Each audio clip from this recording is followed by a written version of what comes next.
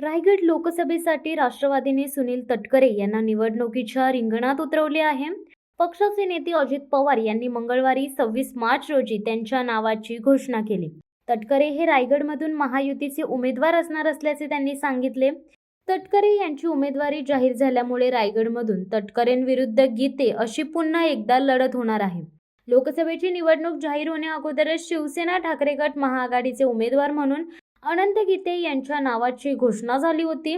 सुनील तटकरे हे विद्यमान खासदार असल्यामुळे त्यांची उमेदवारी अपेक्षित असताना रायगडात भाजपने त्यांच्या विरोधात रान उभे केले होते.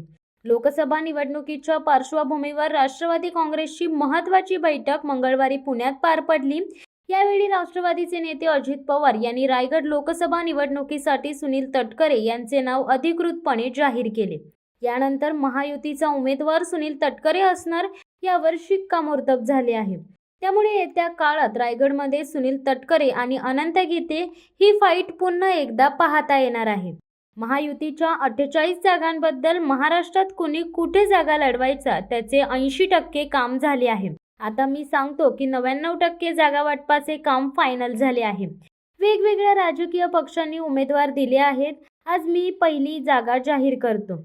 रायगड लोकसभा मतदारसंघातून सुनील तटकरे हे महायुतीचे उमेदवार म्हणून लोकसभा लढवतील, ही माहिती अजित पवार यांनी दिली. महायुती म्हणून आमचे 48 उमेदवार उभे राहणार आहेत अशी माहिती सुनील तटकरेंनी दिली.